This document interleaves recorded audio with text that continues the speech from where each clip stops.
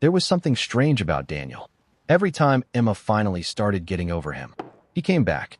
Not when she was crying, not when she was begging, not when she was checking her phone every 5 minutes hoping to see his name. He came back when she stopped caring. The first time they broke up, Emma thought it was over for good. They had been together for almost 2 years. There had been good memories, bad arguments, long nights talking, and plans for a future they both believed in. But somewhere along the way, the relationship became exhausting. Emma was always trying to fix things. Daniel was always asking for space. Eventually, Emma realized she couldn't keep holding the relationship together by herself. So she left. The first few weeks were horrible. She barely slept. She kept looking at their old pictures. She almost called him several times, but she didn't. And slowly, something changed. She started going out again. She started laughing again. She stopped checking whether Daniel was online. For the first time in months, she was beginning to feel like herself. Then, one Friday night, her phone lit up. "Daniel, hey, how have you been?" Emma stared at the message. Her heart immediately started racing. She knew she shouldn't reply, but she did. They talked for hours. Daniel told her he missed her. He said he had been thinking about everything. He said he didn't realize what he had until she was gone. And suddenly, all the feelings Emma had spent weeks trying to bury came rushing back. They got back together. For a while, everything was beautiful again. Daniel was affectionate. He called more. He promised things would be different. And Emma believed him, until they weren't. A few months later, the same problems returned. The distance, the arguments, the uncertainty. And once again, Emma found herself wondering why she was fighting so hard for someone who seemed perfectly comfortable watching her struggle. Eventually, she left again. This time, she promised herself she wouldn't go back. And she didn't. She started rebuilding her life. She made new friends. She focused on work. She started dating herself again. And after a while, she met someone new. Someone who actually communicated. Someone who didn't make her question where she stood. For the first time, Emma wasn't waiting for Daniel anymore. Then he came back. Again. This time, his message was different. "I know you're seeing someone, but I just need to talk to you." Emma knew exactly what was happening, and that was when she finally understood the pattern.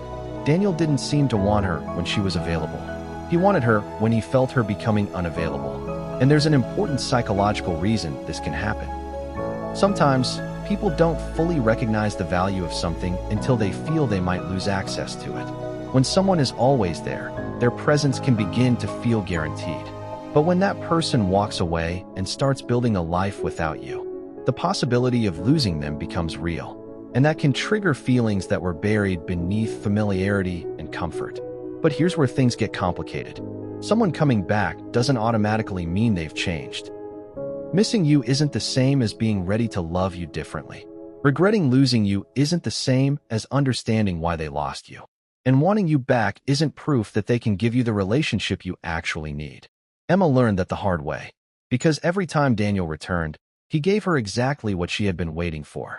Attention, affection, apologies, promises. But what he never gave her was consistency. And that distinction changed everything. Emma finally stopped asking, "Why does he keep coming back?" and started asking, "Why does he keep leaving?" That question was much harder. Because the answer wasn't hidden in his messages. It was in his behavior. Every time he felt her slipping away, he wanted her back. But once he felt secure that she was his again, the effort disappeared. Emma realized she had been caught in a cycle. He would pull away. She would chase. She would finally give up. He would return. They would reconnect. And once she was emotionally invested again, the cycle would repeat. The relationship wasn't moving forward. It was simply restarting.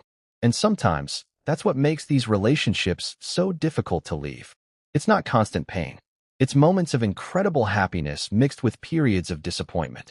The good moments keep you hoping the relationship can become what it used to be. So you stay, you wait, you forgive, and when they come back, you think, maybe this time will be different. But eventually, you have to stop measuring someone's love by how intensely they return, and start measuring it by how consistently they stay. Because someone can miss you deeply. Someone can cry over losing you. Someone can tell you that you're the only person they've ever loved, and still not be capable of giving you a healthy relationship. Emma eventually chose herself, not because she stopped loving Daniel overnight. She simply realized that loving someone wasn't a good enough reason to keep repeating the same pain. And when Daniel came back one final time, she didn't hate him. She didn't punish him. She simply told him, "I believe you care about me, but I don't want a relationship that only works when I'm leaving." And that was the first time she didn't feel guilty for walking away. Because sometimes the person who keeps coming back isn't necessarily coming back to build a future with you. Sometimes they're coming back because your absence makes them realize what they had. But you shouldn't have to disappear just to be appreciated. You shouldn't have to leave just to be loved properly. And if someone only becomes certain about you when you're moving on, ask yourself one simple question. Do they actually want a life with you? Or do they simply hate the idea of losing you? Because those two things can look almost identical at first, but they lead to completely different relationships.